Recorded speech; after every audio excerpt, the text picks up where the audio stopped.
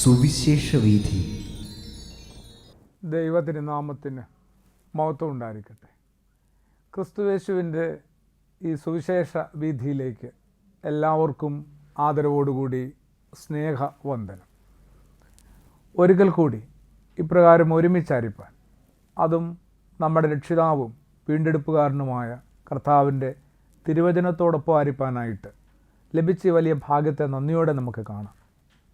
അതെ, ജീവിതത്തിലെ ഏറ്റവും വലിയ ദൈവത്തിൻ്റെ ഇടപെടലും ദാനവും ദൈവം ചെയ്തു തരുന്ന അത്ഭുതമൊക്കെ നമ്മൾ ഓരോരുത്തരുടെ ഈ ജീവൻ തന്നെയാണ്. ജീവനോടെ ഇപ്പോഴും ഇങ്ങനെ ഭൂമിയിൽ ആയിരിക്കുക എന്നതിന് എന്തുമാത്രം പ്രാധാന്യമുണ്ട്. വിലമതിക്കാനാവാത്ത അമൂല്യമായ ഒരു അനുഭവവും സമ്പത്തും തന്നെയാണ് അവനവൻ്റെ ആയുസ്സും ആരോഗ്യവും എന്നൊക്കെ പറയുന്നത്. അതിങ്ങനെ ഓരോ പുലരിയിലും കാത്തു സംരക്ഷിക്കുന്ന, ദൈവത്തോട് നന്ദി പറയാനായിട്ട് മനസ്സ്, അതിന് പറ്റിയൊരു മനോഭാവവും ഒക്കെ നമ്മളൊന്ന് രൂപപ്പെടുത്തേണ്ടതാണ്. എല്ലാ ദിവസവും തിരുവചനത്തോടൊപ്പം ആയിരിക്കുക, പ്രാർത്ഥനയ്ക്ക് സമയം കണ്ടെത്തുക. അത്തരം ശീലങ്ങളൊക്കെ ഇന്ന് വലിയ ബാധ്യതകളായി മാറിയ ഒരു കാലത്ത് അത്രത്തോളം തിരക്കാർന്നൊരു ജീവിതത്തിനിടയിൽ പെട്ടുപോയ മനുഷ്യർ എങ്ങനെയാണ് ഇനി ആത്മീയമായി ഒന്ന് വളരുക, വളർന്നില്ലേലും ഒന്ന് നവീകരിക്കപ്പെടുക, ഒന്ന് വീണ്ടെടുക്കപ്പെടുക? അറിയില്ല. എല്ലാ മനുഷ്യർക്കും അവനവനെ തന്നെ ഒന്ന് ഓർത്തെടുക്കാൻ പോലും പറ്റാത്ത അത്രത്തോളം തിരക്കുകളിൽ, വ്യഗ്രതകളിൽ വല്ലാതെ ഉഴറി ഇങ്ങനെ പോകുമ്പോൾ വല്ലാത്തൊരു ആപത്ത് മണക്കുന്നുണ്ട്. മണക്കുന്നല്ല, ആപത്തിനകത്താണ്. വിലാപങ്ങളുടെ പുസ്തകം 3-ാം അധ്യായത്തിൽ ഇങ്ങനെയൊരു ഓർമ്മപ്പെടുത്തലുണ്ട്. ഓരോ ദിവസവും ദൈവം മനുഷ്യരോടുള്ള സ്നേഹത്തെ പുതുക്കുന്നുവെന്ന്. ഓരോ പ്രഭാതത്തിലും മനുഷ്യരോടുള്ള സ്നേഹത്തെ ദൈവം പുതുക്കിയെടുക്കുന്നു. നിസ്സാരമായ ഒരു തിരുവചനമോ ഓർമ്മപ്പെടുത്തലോ അല്ല കേട്ടോ.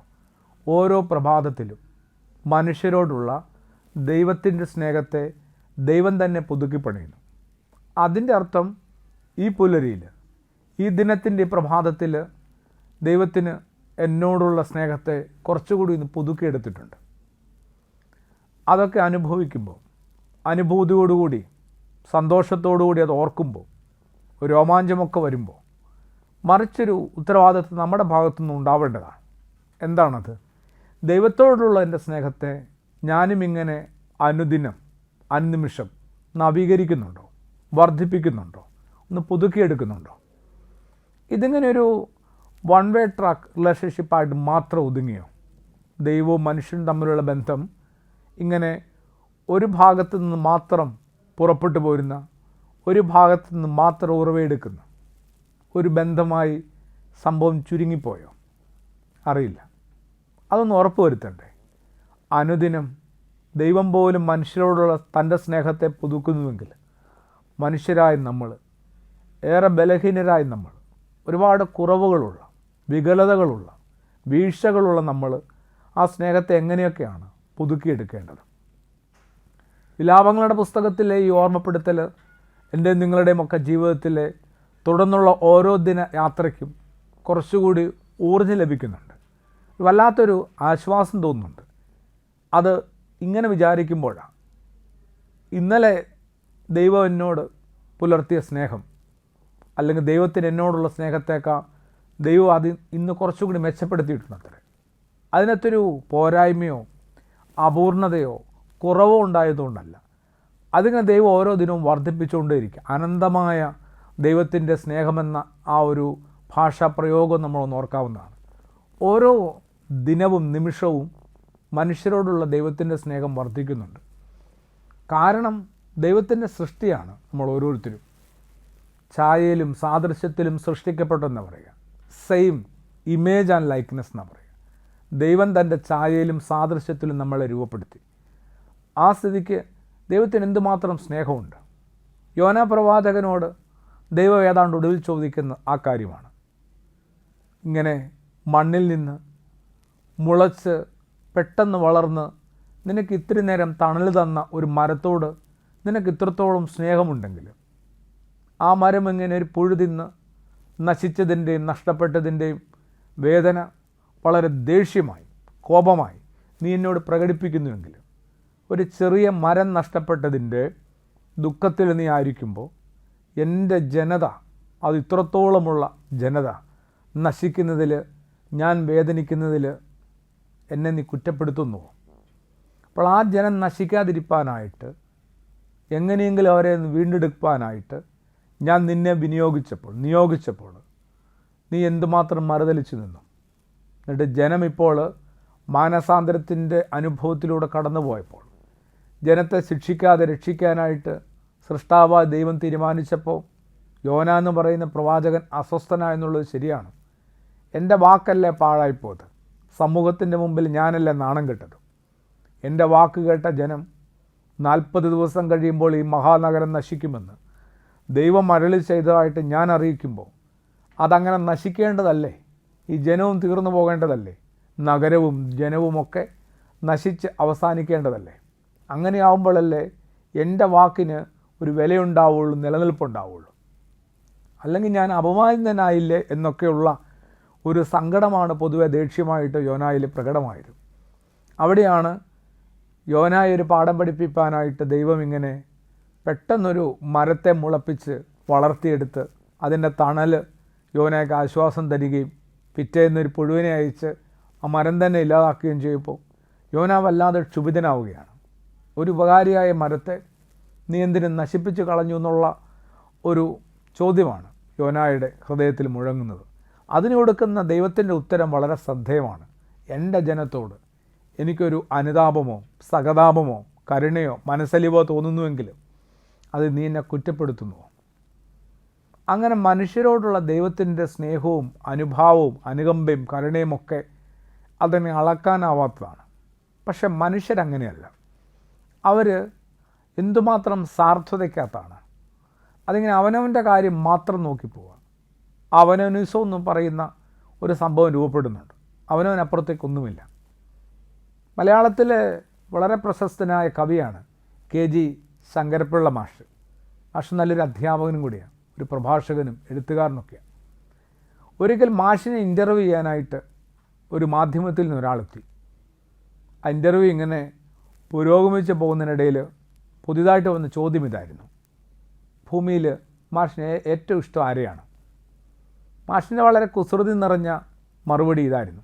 മാഷ് തൻ്റെ ഒരു കവിതയിലാണ് ഇത് അവതരിപ്പിക്കുന്നത്. ഇനി ഇൻ്റർവ്യൂ ചെയ്യാനെത്തിയ ആൾ ചോദിച്ച ചോദ്യമായിട്ട്, എന്ത് ഏറ്റവും ഇഷ്ടം ആരെയാണ്? അപ്പോൾ അദ്ദേഹത്തിൻ്റെ ഉത്തരം അവനവനെ തന്നെ എന്നാണ്. എന്നെ തന്നെയാണ് എനിക്ക് ഏറ്റവും ഇഷ്ടം. അപ്പോൾ ഇൻ്റർവ്യൂ ചെയ്യാനെത്തിയ ആളുടെ രണ്ടാമത്തെ ചോദ്യം വന്നു, അത് കഴിഞ്ഞാലോ? ഏറ്റവും ഇഷ്ടം അങ്ങനെയാണെന്ന് അങ്ങ് പറയുന്നു, അത് കഴിഞ്ഞാലോ? മാഷുടെ ഉത്തരം വളരെ വിചിത്രമായിരുന്നു. അത് കഴിയുന്നേ ഇല്ലല്ലോ. അതെങ്ങനെയാണ് കഴിയുന്നത്? എന്നോടുള്ള ഇഷ്ടം കഴിയുന്നേ ഇല്ല. എന്നോടുള്ള ഇഷ്ടം കഴിയുന്നില്ല എന്ന് മാത്രമല്ല, അത് നിർത്തിയിട്ട് മറ്റൊരാളെയോ മറ്റൊന്നിനെയോ സ്നേഹിക്കാനായിട്ട് എനിക്ക് നേരവുമില്ലാതാവുന്നു. ഇതല്ലേ മനുഷ്യൻ്റെ ഇന്നത്തെ ഏറ്റവും ക്രൂരമായ സ്വാർത്ഥതയുടെ ഏറ്റവും അവസാനത്തെ എത്തിച്ചേരില്ല. അവനവനപ്പുറത്തേക്ക് ഒന്നിനെയും കാണാനോ കരുതാനോ സ്നേഹിപ്പാനോ ചേർത്ത് നിർത്താനോ കഴിയാത്ത വിധത്തിൽ അകപ്പെട്ടു പോകുന്നു. ഓർത്തു നോക്കിക്കേ, മനുഷ്യനൊക്കെ എത്തിപ്പെട്ട ഒരു ദുരവസ്ഥയുടെ ഭീകരത എന്തുമാത്രം വലുതാണ്. അവിടെയാണ് നമ്മുടെയൊക്കെ ഉള്ളിൽ കുറച്ചുകൂടി വ്യക്തമായി ഒരു ദൈവമുദ്ര പതിയേണ്ടത്. ദൈവമുദ്ര നമ്മുടെ ഓരോരുത്തരുടെ ഹൃദയത്തിൽ പതിഞ്ഞേ മതിയാവും. അത്തരമൊരു ദൈവ സാന്നിധ്യ ബോധം എൻ്റെ ജീവിതത്തിൽ എങ്ങനെയോ നഷ്ടപ്പെട്ടു പോയിട്ടുണ്ട്. തിരക്കുകൊണ്ടാവാം, ഓർക്കപ്പെടാതെ പോയതുകൊണ്ടാണ്, പരിഗണിക്കാതെ പോയതുകൊണ്ടും ഒന്ന് പരിപാലിക്കാനായിട്ട് ശ്രമിക്കാതെ പോയതുകൊണ്ടൊക്കെ സംഭവിക്കുന്ന. നമ്മളിങ്ങനെ വീട്ടിലെ പ്രത്യേകിച്ച് അടുക്കള ഉപയോഗത്തിൽ വളരെ പ്രധാനപ്പെട്ട ഒരു ഇനമാണ് ഈ കത്തികൾ. കുറേ കാലം വീട് വിട്ട് എവിടെയെങ്കിലുമൊക്കെ യാത്ര പോയി മടങ്ങി വരുമ്പോൾ ഈ കത്തിയിലൊക്കെ നന്നായി തുരുമ്പെടുത്തിരിക്കുന്നത്, അതൊന്നും ഉപയോഗക്ഷമമല്ലെന്ന് കാണും. അതെല്ലാം ഒന്നുകൂടി വൃത്തിയാക്കേണ്ടത് വരും. രാഗി മൂർച്ച കൂട്ടിയതുകൊണ്ട് വരും. അല്ലെങ്കിൽ ആ കത്തി കൊണ്ട് യാതൊരു പ്രയോജനവുമില്ല. എന്നതുപോലെ തന്നെയാണ് മനുഷ്യ ദൈവബന്ധത്തെ ഇടയ്ക്കിടയ്ക്കൊന്ന് രാഗി മൂർച്ച കൂട്ടേണ്ടേ. ഈ ഭൂമിയിൽ ഏറ്റവും ആവശ്യമായ ഒരു 3-4 ബന്ധങ്ങളുണ്ട്. നമ്മളെപ്പോഴോ ആ ബന്ധങ്ങളെല്ലാം വിസ്മരിച്ചു പോയി, ഓർക്കാതെ പോയെന്നുള്ളതാണ് ഭൂമിയിലെ മനുഷ്യരുടെ ഏറ്റവും വലിയ അപരാധം. വേണ്ടപ്പെട്ട, ഗൗരവമായി കാണേണ്ട, പരിഗണിക്കേണ്ട, ഇങ്ങനെ നവീകരിച്ചുകൊണ്ടേയിരിക്കേണ്ട ചില ബന്ധങ്ങളൊക്കെ കൈവിട്ടു പോകുന്നു. അത് ഏത് ബന്ധമാണ് ഏറ്റവും പ്രധാനപ്പെട്ടത്? ഏറ്റവും പ്രധാനപ്പെട്ട ബന്ധം മനുഷ്യനെന്ന നിലയിൽ എൻ്റെ സൃഷ്ടാവായ, ഉടമസ്ഥനായ, ഉടയവനായ ദൈവത്തോടുള്ള ബന്ധമാണ്. എന്തെങ്കിലും ഉണ്ടോ? നാമമാത്ര ക്രൈസ്തവർ എന്നൊക്കെ പറയുന്നൊരു പ്രയോഗമില്ല, നാമമാത്ര ക്രൈസ്തവർ. അതെന്താണ് ഈ നാമമാത്ര ക്രൈസ്തവർ? അതിൻ്റെ പ്രത്യേകത, എനിക്കും നിങ്ങൾക്കുമൊക്കെ ഓരോരോ പേരുകളുണ്ട്. നമ്മൾ ആ ഒരു ഐഡൻറ്റിറ്റിയിലാണ് അറിയപ്പെടുന്നത്.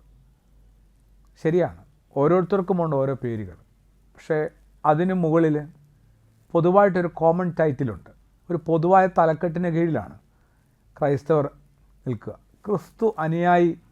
ക്രിസ്തു അനുയായികൾ എന്ന അർത്ഥത്തിലാണ് ക്രിസ്ത്യാനി. ആ വാക്ക് പോലും ഇന്ന് നമുക്കത്ര വേണ്ടപ്പെട്ട, പ്രിയപ്പെട്ട വാക്ക് അല്ലാതായി. ആ ഒരു ക്രിസ്ത്യാനിറ്റി എന്നൊക്കെ പറയുന്നത് നമുക്ക് വളരെ വെളിയിൽ ദൂരത്തുള്ള എന്തോ ഒരു അപ്രാപ്യമായ കാര്യമായി മാറി, വ്യക്തമല്ലാത്തൊരു കാര്യമായി മാറി. എന്നാൽ ക്രിസ്തുനാമം പേറിയാണ് ഭൂമിയിലെ ക്രൈസ്തവരൊക്കെ ജീവിക്കുന്നത്. എന്നിട്ടും എന്തുകൊണ്ടാണ് നമ്മളുടെ ഇടയിൽ ഒന്നും സംഭവിക്കാത്തത്? ഈ നാമമാത്ര ക്രൈസ്തവരായി നമ്മൾ എങ്ങനെയാണ് മാറിപ്പോകുന്നത്? അപ്പോൾ ആദ്യത്തെ തകർച്ച അതുതന്നെയാണ്. എന്ത്? മനുഷ്യനും ദൈവവും തമ്മിലുള്ള ബന്ധം എങ്ങനെയോ അല്ലാതെ ഉടഞ്ഞുപോയി. മനുഷ്യനും ദൈവവും തമ്മിലുള്ള ബന്ധം. ബൈബിളൊക്കെ വായിക്കുന്നുണ്ട്, പ്രാർത്ഥിക്കുന്നുണ്ട്, ആരാധനയിൽ സംബന്ധിക്കുന്നുണ്ട്. ഇതൊക്കെ മുറയ്ക്ക് നമ്മുടെ ജീവിതത്തിൽ സംഭവിക്കുമ്പോഴും ഇതൊക്കെ ഒരു ശീലത്തിൻ്റെയും അനുഷ്ഠാനത്തിൻ്റെയും ഭാഗമായും ഫലമായും മാത്രം വരുന്നതാണ്. കുട്ടികളുമായി സ്കൂളിലൊക്കെ ഇടപെടുന്ന അധ്യാപകർക്ക് നന്നായി അറിയാം. പെട്ടെന്ന് ഒരുവനെ എഴുന്നേൽപ്പിച്ച് നിർത്തിയിട്ട് ചോദിക്കുകയാണ്, നീ രാവിലെ ഇന്നെന്താണ് കഴിച്ചത്? അവനാകെ ആലോചിച്ച് പരിഭ്രമിക്കും. രാവിലെ വല്ലതും കഴിച്ചോന്നാണ് അവൻ ആദ്യം ആലോചിക്കുക. കഴിച്ചെങ്കിൽ തന്നെ അതെന്തായിരുന്നു? മറ്റൊരു ചോദ്യം കൊണ്ടും ഒരു സംഭ്രമത്തിലേക്ക് ആരെ വേണം കൂട്ടിക്കൊണ്ടു പോകാം. നിങ്ങൾ ഇന്ന് ചായയാണോ കാപ്പിയാണോ കുടിച്ചത്? അതും പെട്ടെന്ന് ഈ രണ്ടും ഉപയോഗിക്കുന്നവരാണെങ്കിൽ ഒരു കൺഫ്യൂഷൻ ഉണ്ടാവും. ഇന്ന് ഞാൻ ചായയാണോ കാപ്പിയാണോ കുടിച്ചത്? ഒരാശ്രമത്തിലേക്ക് ആ മുക്തി മോക്ഷമൊക്കെ കിട്ടാനായിട്ട് ഞാൻ എന്ത് ചെയ്യണം, ഞാൻ ഇനി എങ്ങനെ ജീവിക്കണം എന്നൊക്കെ അന്വേഷിച്ചൊരു ഭക്തനായ മനുഷ്യൻ പ്രവേശിക്കുകയാണ്.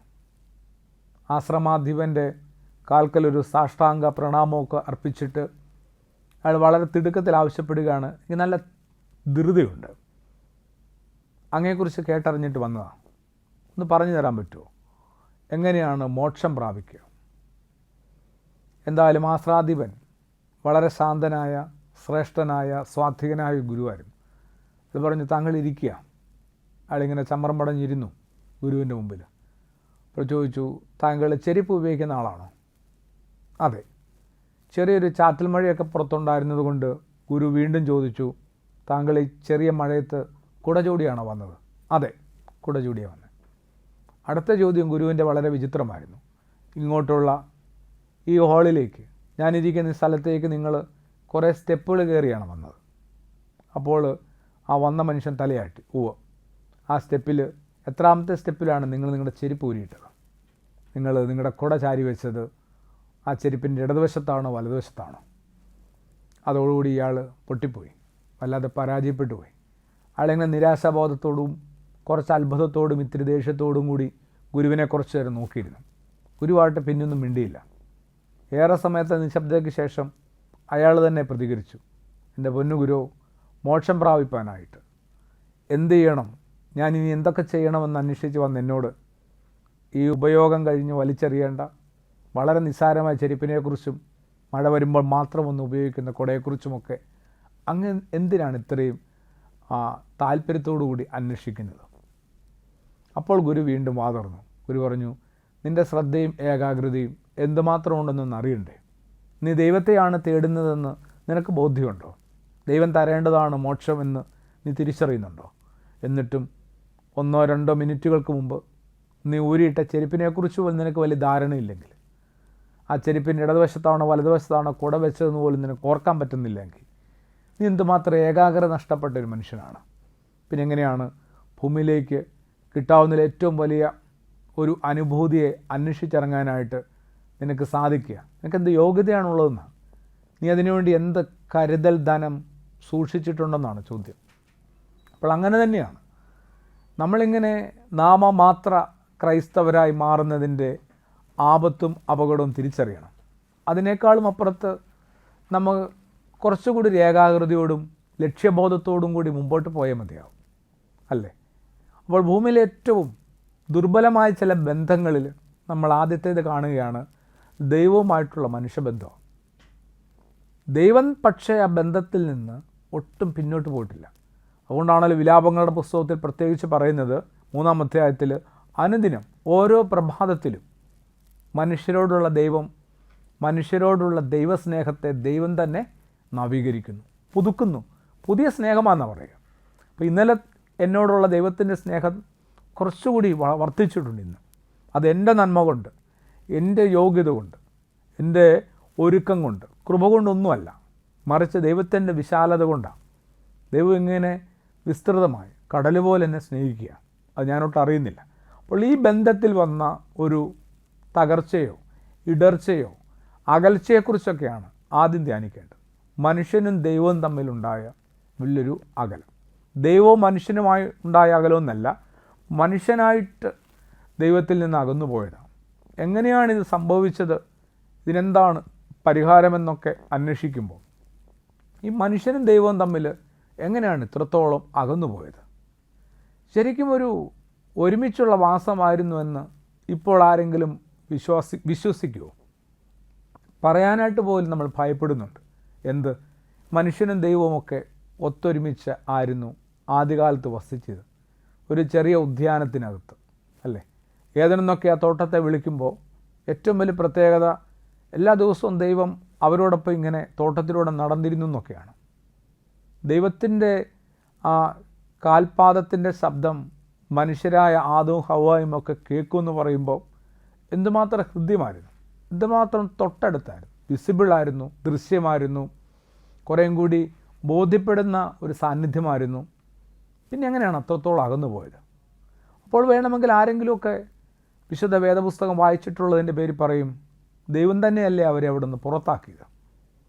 ആ ഉദ്യാനത്തിൽ നിന്ന്, തോട്ടത്തിൽ നിന്ന്, ആ പർദീസായിൽ നിന്ന് പുറത്താക്കിയതോടുകൂടി ഉണ്ടായ അകലത്തെ മുമ്പിൽ കണ്ടുകൊണ്ട് അകലം വെച്ചുകൊണ്ട് ഈ മനുഷ്യരെ പിന്നെയും കുറ്റപ്പെടുത്തുന്നത് ശരിയാണോ? ദൈവമല്ലേ കുഴപ്പക്കാരൻ? ദൈവമല്ലേ അവരെ പുറത്താക്കിയതും അകലത്താക്കിയതും ഒക്കെ? പക്ഷേ സത്യസന്ധമായിട്ട് നമ്മൾ ആ ഭാഗം ഒന്ന് വായിച്ചാൽ നമുക്ക് പിടുത്തം കിട്ടും. ഈ തോട്ടത്തിൽ നിന്ന് പുറത്താക്കുകയോ പുറത്ത് പോവുകയോ ഒക്കെ ചെയ്യുന്നതിന് മുമ്പ് തന്നെ ദൈവവുമായിട്ട് അവർ നന്നായിട്ട് അകന്നിട്ടുണ്ടായിരുന്നു. അതുകൊണ്ടാണല്ലോ ഇവർക്കിടയിൽ വല്ലാത്തൊരു കൺഫ്യൂഷൻ വരുന്നത്. ദൈവം പറയുന്നത് വിശ്വസിക്കണോ, സാത്താൻ പറഞ്ഞത് വിശ്വസിക്കണോ എന്നൊരു സംശയം വരുന്നത് എപ്പോഴാണ്? ഏതാണ്ട് രണ്ടും ഒരുപോലെയാണെന്ന് തോന്നുമ്പോഴോ, ഏതാണ്ട് തുല്യരാണെന്ന് തോന്നുമ്പോഴോ ഒക്കെയാണ് അവൻ പറയുന്നതാണോ ഇവൻ പറയുന്നതാണോ ശരിയെന്നോ ഞാൻ വിശ്വസിക്കേണ്ടതെന്നൊക്കെയുള്ള. മാത്രമല്ല, ദൈവം പറഞ്ഞേൽപ്പിച്ചതിന് ഹവ്വായുടേതായ ചില വ്യാഖ്യാനങ്ങൾ കൂടി കൊടുക്കുന്നുണ്ട്. പാമ്പിനോട് പറയുമ്പോൾ സാത്താൻ ഇങ്ങനെയൊരു സർപ്പത്തിൻ്റെ പാമ്പിൻ്റെ രൂപത്തിൽ വന്നിട്ട് ഈ ഫലമൊക്കെ ഭക്ഷിച്ചാൽ ദൈവത്തെ പോലെ ആവും എന്നൊക്കെ പറയുമ്പോൾ അതിന് ഹവ്വ കൊടുക്കുന്ന വിശദീകരണമൊക്കെ ഒന്ന് വായിക്കേണ്ടതാണ്. മനസ്സുകൊണ്ട് എപ്പോഴും അകന്നു പോകുന്നു. ഭൂമിയിലെ ഏറ്റവും അകലം ഏതാണ്? ഭൂമിയിലെ ഏറ്റവും അകലം ഏതാണെന്ന് ചോദിച്ചാൽ ഒരുപക്ഷെ കേരളത്തിലായിരിക്കുന്ന ഒരു മനുഷ്യൻ ഏറ്റവും ദൂരത്തുള്ള രാജ്യത്തിൻ്റെ പേരായിരിക്കും ഒരുപക്ഷെ അന്വേഷിക്കുക, ഗൂഗിൾ ചെയ്ത് നോക്കുക, അല്ലേ? ഏത് രാജ്യത്തിൻ്റെ പേര് പറഞ്ഞാലും അതിൽ അകലമുള്ളൊരു സ്ഥലമുണ്ടെന്ന് ഞാൻ പറയും. അപ്പോൾ അത് ഏതാണ്? ഭൂമിയിലെ ഏറ്റവും അകലമുള്ള അവസ്ഥ ഏതാണ്? അടുത്ത മനുഷ്യർക്കിടയിലുണ്ടായി പിന്നീടുണ്ടായ അകലമാണ് ഭൂമിയിലെ ഏറ്റവും ദൂരമെന്ന് പറയുന്നത്. അടുത്തവർക്കിടയിലുണ്ടായ അകലത്തെയാണ് ശരിക്കും പറഞ്ഞാൽ നമ്മൾ ഗൗരവത്തിൽ ശ്രദ്ധിക്കേണ്ടതും പരിഗണിക്കേണ്ടതുമൊക്കെ. വീണ്ടും അടുക്കാനാവാത്ത വിധത്തിൽ മനുഷ്യബന്ധങ്ങൾ തന്നെ അകന്നു പോകുന്ന കാലത്ത് ഇതിനൊക്കെ ഒരു മൂല കാരണം ദൈവവുമായിട്ട് മനുഷ്യൻ പുലർത്തിയ ഒരു അകലം തന്നെയാണ്. അറിഞ്ഞും അറിയാതെയുമാവാം. തുടക്കമൊക്കെ അറിയാതെയാണ്, പിന്നെ പതിയെ പതിയെ അറിഞ്ഞുകൊണ്ടാവും. ഭയങ്കര ദൈവസ്നേഹത്തെക്കുറിച്ചാണ് എല്ലാവരും വാതോരാതെ മിണ്ടുന്നത്. ഭയങ്കര ദൈവസ്നേഹത്തെക്കുറിച്ച്. ഈ ദൈവസ്നേഹത്തെക്കുറിച്ചൊക്കെ പറയുമ്പോഴും ശരിക്കും നമ്മൾ ദൈവത്തെ ഇഷ്ടപ്പെടുന്നുണ്ടോ? ഇഷ്ടപ്പെടുന്നുണ്ടെന്ന് തന്നെയാവും മറുപടി. അങ്ങനെ അടുത്ത ചോദ്യം വരും. അപ്പോൾ ഇഷ്ടപ്പെടുന്ന ദൈവത്തെ നമ്മുടെ ജീവിതത്തിൽ ഇടപെടാനായിട്ട് അനുവദിക്കാറുണ്ടോ? ദൈവത്തിനു കൂടി ഇടപെടാനായിട്ട് അനുവാദവും സാധ്യതയും സാഹചര്യവും ഒക്കെയുള്ളൊരു ജീവിതമാണ് നമ്മൾ നയിക്കുന്നത്? ഒരിക്കലുമല്ല. ഇപ്പോൾ ഏതാണ്ട് സ്കൂൾ വിദ്യാർത്ഥികളെ പൊതുവായിട്ട് എടുത്താൽ, അല്ല കാടടച്ച് കുറ്റം പറയുമൊന്നുമല്ല, ഭൂമിയിലെ എല്ലാ മക്കളെയും മോശക്കാരെന്ന് കരുതുകയല്ല, എന്നാലും പൊതുവേ പറയുകയാണ്, സ്കൂളിൽ പഠിക്കുന്ന കുട്ടികളെ എടുത്ത് നോക്കി, അവർക്കിടയിൽ ഒട്ടും സ്പേസ് ഇല്ലാത്തത് മാതാപിതാക്കൾക്കും അധ്യാപകർക്കുമായിരിക്കും. എന്തുകൊണ്ടാണ് ഇത് സംഭവിക്കുന്നത്? ഇതെല്ലാ കാലവും സംഭവിക്കുന്നത് തന്നെയാണ്. ഈ പറഞ്ഞുകൊണ്ടിരിക്കുന്ന ആളുടെയും ബാല്യകാലത്ത് ഈ രണ്ട് കൂട്ടർക്കും ഒട്ടും സ്ഥലം അനുവദിക്കാതിരിക്കാനായിട്ട് എന്തുമാത്രം ബോധപൂർവമാണ് ജീവിച്ചത്. മാതാപിതാക്കൾക്കും എൻ്റെ ജീവിതത്തിനകത്ത് ഇടം വേണ്ട, എൻ്റെ അധ്യാപകർക്കും വേണ്ട. അങ്ങനെ കടുത്ത ഹൃദയ വിചാരത്തിനകത്താണ് ജീവിതത്തെ ബാല്യകാലത്തെ പണിതെടുത്തത്. എന്തുകൊണ്ടാവാം ഇങ്ങനെ സംഭവിക്കുക? ലളിതമായ ഉത്തരം ഇതേ ഉള്ളൂ, അവരെൻ്റെ ജീവിതത്തിനകത്ത് ഇടപെടുന്നു എന്നുള്ളതാണ്, എനിക്ക് നിർദ്ദേശങ്ങൾ തരുന്നു എന്നുള്ളതാണ്. അല്ലേ? അത് എനിക്ക് അങ്ങോട്ട് അംഗീകരിക്കാൻ ബുദ്ധിമുട്ടാണ്, ഉൾക്കൊള്ളാനും സ്വീകരിക്കാനും അനുസരിച്ച് ജീവിക്കാനും ഒക്കെ. അപ്പം പിന്നെ ഇങ്ങനെ ഉപദേശിക്കുന്നവരെ, നിർദ്ദേശങ്ങൾ നൽകുന്നവരെയൊക്കെ പൊതുവെ ഇഷ്ടപ്പെടാത്തത് കൊണ്ട്, ഉൾക്കൊള്ളാനാവാത്തത് കൊണ്ട് അകറ്റി നിർത്തുക എന്നുള്ളതാണ്, അല്ലെങ്കിൽ സ്വയം അകന്ന് മാറി നിൽക്കുക എന്നുള്ളതാണ്. അങ്ങനെയാണ് പൊതുവെ ദൈവവുമായിട്ടുള്ള ബന്ധത്തിൽ സംഭവിച്ചത്. പറയുമ്പം വലിയ ദൈവസ്നേഹവും ദൈവത്തിൻ്റെ കരുതലും ദൈവശിഷ്യനാണെന്നും ഭക്തനാണെന്നൊക്കെ പറയുമ്പോഴും, വാതോരാതെ പറയുമ്പോഴും, അവനവൻ്റെ ചെറിയ ജീവിതത്തിനകത്ത് കാര്യമായി ഇടപെടൽ നടത്താനായിട്ട് ദൈവത്തെ ഒട്ടും നമ്മൾ അനുവദിക്കാറില്ല. പഴയ നിയമത്തിലെ പ്രവാചകനായ യോനായെ വീണ്ടും ഒന്ന് എടുത്താൽ, അദ്ദേഹം പ്രവാചകനാകുന്നതിന് മുമ്പുള്ളൊരു കാലം, എന്നുവെച്ചാൽ ദൈവവിളി ഉണ്ടായ കാലത്ത് അദ്ദേഹത്തിൻ്റെ പ്രതികരണം എങ്ങനെയായിരുന്നു? ഇത്രയേ ഉള്ളൂ. ഏറ്റവും സിമ്പിളായിട്ട് പറഞ്ഞ ഇത്രയേ ഉള്ളൂ, എൻ്റെ ജീവിതം ഞാൻ എങ്ങനെ വേണേലും ജീവിക്കും. അതിനകത്ത് സൃഷ്ടാവാണെന്ന് പറഞ്ഞു, ഉടയവനാണെന്ന്, ഉടമസ്ഥനാണെന്ന് പറഞ്ഞു, ദൈവം കയറി കളിക്കണ്ട. അങ്ങനെ തന്നെയാണ് ആ യോന എന്ന് പറഞ്ഞ മനുഷ്യൻ്റെ ഒരു പ്രതികരണവും അയാളുടെ ശരീരഭാഷയും വാക്കുകളും യാത്രയും ഒക്കെ നിരീക്ഷിച്ചാൽ, മനസ്സിലാക്കിയാൽ, ഫോളോ ചെയ്താൽ, ദൈവം അങ്ങോട്ട് മാറി നിൽക്ക്, എൻ്റെ ജീവിതം എൻ്റേതാണ്, ഞാൻ എൻ്റെ സൗകര്യം പോലെ ചെയ്യുമെന്നാണ്. ഇതുതന്നെയാണ് എല്ലാ കാലത്തും. ദൈവം പറയുകയാണ്, നിന്നെക്കുറിച്ച് എനിക്കൊരു പദ്ധതിയുണ്ട്, നിന്നെക്കൊണ്ട് എനിക്ക് എന്തൊക്കെയോ നിയോഗങ്ങൾ പൂർത്തീകരിക്കാനുണ്ട്.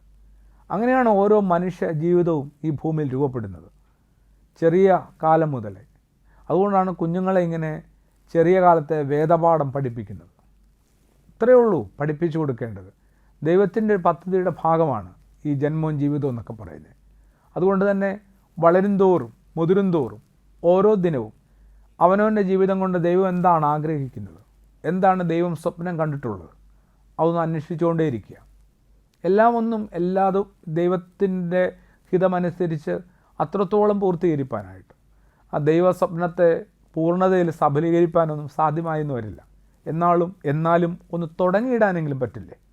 പറ്റും. അപ്പം അതിനുള്ള ശ്രമമാണ് മനുഷ്യർ ശരിക്കും നടത്തേണ്ടത്. അതിന് താല്പര്യമില്ലാത്തത് കൊണ്ടാണ് മനുഷ്യർ പൊതുവെ ഈ വിമുഖത കാട്ടുന്നത്. അങ്ങനെയാണ് ആ ഉദ്യാനത്തിൽ നിന്ന് പോലും ദൈവത്തിൽ നിന്ന് അവർ അകന്നു പോയത്. ദൈവം അകന്നു പോയിട്ടില്ല. അതുകൊണ്ടാണല്ലോ വലിയ ഇടർച്ച സംഭവിച്ചതിന് ശേഷവും ദൈവം അവർക്കിടയിലേക്ക് ഇറങ്ങി വരുന്നില്ലേ? അല്ലെങ്കിൽ ദൈവമല്ലായിരുന്നോ ശരിക്കും അനുസരണക്കേട് കാണിച്ചതിന് പേരിൽ പിണങ്ങി പിന്തിരിഞ്ഞു പോകേണ്ടത്? ദൈവം പിണങ്ങുന്നുമില്ല, പിന്തിരിയുന്നുമില്ല, പുറകോട്ട് പോകുന്നുമില്ല. ദൈവം കുറച്ചും കൂടി അടുത്ത് വരികയാണ്.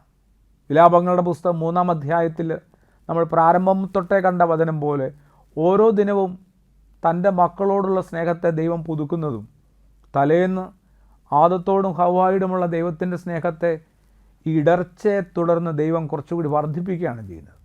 സംശയമുണ്ടോ? സംശയമുണ്ടെങ്കിൽ ഉൽപ്പത്തിയുടെ പ്രാരംഭ അധ്യായങ്ങൾ പരിശോധിച്ചാൽ ബോധ്യപ്പെടും. ഇടർച്ച കഴിഞ്ഞ് എന്താണ് അവിടെ സംഭവിക്കുന്നത്? ശരിക്കും ആദവും ഹവ്വായും ഒളിച്ചിരിക്കുകയാണ്. ഏതാണ്ട് ദൈവം വരുന്ന സമയമാകുമ്പോൾ ദൈവം തങ്ങളെ പിടികൂടുമെന്ന്, തങ്ങൾ ഈ കാട്ടിക്കൂട്ടിയ കാര്യങ്ങൾ ദൈവത്തിന് മനസ്സിലായിട്ടുണ്ടെന്നൊക്കെ തിരിച്ചറിഞ്ഞ് അവർ ഒളിച്ചിരിക്കുക. അപ്പോൾ അകന്നു പോയതും അകന്നിരിക്കുന്നതുമൊക്കെ മനുഷ്യർ തന്നെയാണ്. ദൈവമാവട്ടെ കുറച്ചുകൂടി അടുത്ത് വരിക. ആദമേ ആദമേ നീ എവിടെയാണ്? എവിടെയാണെന്ന് ദൈവത്തിന് അറിയാൻ പറ്റാത്തതല്ല, ആദത്തിനത് അറിയാമോ എന്നുള്ളത് ദൈവം പരീക്ഷിക്കും. നീ ഇപ്പോൾ എവിടെയാണെന്ന് നിനക്കറിയാമോ? നീ ഏതവസ്ഥയിലാണെന്ന് നിനക്കറിയാമോ? നീ എങ്ങനെ ഈ അവസ്ഥയിൽ എത്തിയെന്ന് നിനക്കറിയാമോ? ഞാൻ നിനക്കതെല്ലാം പറഞ്ഞു തരാമെന്നാണ്. ഞാൻ വീണ്ടും നിന്നെ എല്ലാം പഠിപ്പിച്ചു തരാമെന്നാണ്. അതാണ് ദൈവം വീണ്ടും കുറച്ചുകൂടി അടുത്തേക്ക് എത്തുന്നത്. അപ്പോൾ ദൈവം അകന്നു പോയത് കൊണ്ടല്ല എൻ്റെ ജീവിതത്തിലെ ദൈവമായിട്ടുള്ള അകലമുണ്ടായതും അത് വർദ്ധിച്ചതുമൊക്കെ, മറിച്ച് ഞാൻ പിന്തിരിഞ്ഞോടുന്നത് കൊണ്ടാണ്. എത്ര കാലം ഞാൻ ഇനി ഇങ്ങനെ ഓടും? അതാണ് ഓരോ മനുഷ്യനും തങ്ങളുടെ കുഞ്ഞു ജീവിതം കൊണ്ട് ഇനി ചിന്തിക്കേണ്ടത്. അതുകൊണ്ട് ദൈവബന്ധത്തിലെ വിള്ളലുകളെക്കുറിച്ച് ചിന്തിക്കുമ്പോൾ ആദ്യം പരിഗണിക്കേണ്ട ഒരു വലിയ പ്രശ്നം ദൈവവുമായിട്ടുള്ള എൻ്റെ അകലം തന്നെയാണ്. അത് ദൈവമായിട്ട് വരുത്തി വെച്ചതല്ല. അതിനൊരു പരിഹാരം കണ്ടേ മതിയാവും.